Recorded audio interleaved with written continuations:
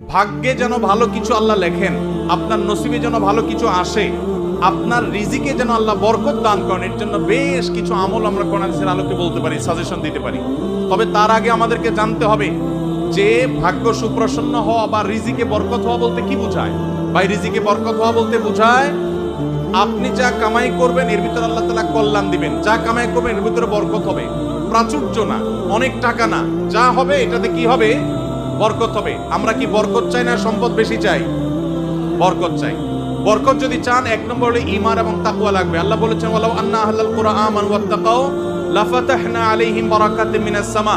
যদি কোনো জনপদের লোকেরা ঈমান আনে, আল্লাহর ভয় অন্তরে লালন করে, আল্লাহ বলেছেন আসমান থেকে বরকতের সব দুয়ার খুলে দেওয়া হবে।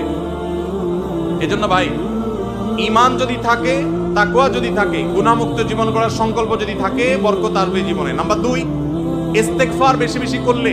আল্লাহ বলেছেন সূরা নূহের মধ্যে, যদি কেউ ইস্তেগফার করে, নূহ আলাইহিস সালাম তার জাতিকে বলেছেন ফাকুল তুস্তাগফিরু রাব্বাকুম ইন্নাহু কানা গাফফারা ইউরসিলিস সামাআ আলাইকুম মিদরারা ওয়া ইমদিদুকুম বিআমওয়ালিন ওয়া বানিন ওয়া ইয়াজআল লাকুম জান্নাতিন ওয়া ইয়াজআল লাকুম আনহারা।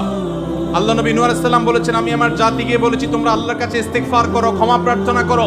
বেশি বেশি ইস্তেগফার করলে আল্লাহ তাআলা রিজিকের মধ্যে বারাকা দিবেন, অভাব দূর করবেন, সম্পদে এবং সন্তানে আল্লাহ তাআলা বরকত দান করবেন। তাহলে 2 নম্বর আমল হলো ইস্তেগফার করা, রিজিকে বরকত হবে ইনশাআল্লাহ। নাম্বার 3, শুকর আদায় করা। আল্লাহ বলেছেন লা ইন শাকারতুম লা আযীদান্নাকুম।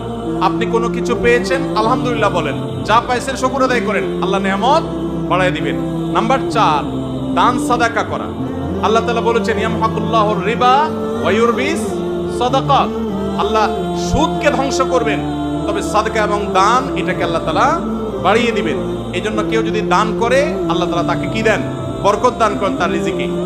তারপরে 5 নম্বর হলো আত্মীয়তার সম্পর্ক রক্ষা করা। নবীজি সাল্লাল্লাহু আলাইহি সাল্লাম বলেছেন মান সাল্লাহু আন ইউবসাতা লাহু ফি রিজকিহি আও ইউনসালাহু ফি আথারিহি ফালিয়াসিল রাহিমা।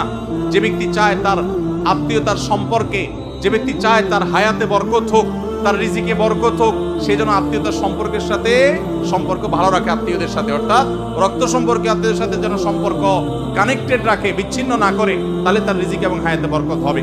এবং সর্বশেষ আরেকটা আমল বলতে চাই, সেটা হলো খাবারের ক্ষেত্রে একত্রিত হয়ে বসে খাবার খাওয়া। এই সুন্নত আমাদের সমাজ থেকে বিদায় হয়ে গেছে, আমরা অনেকে জানি না।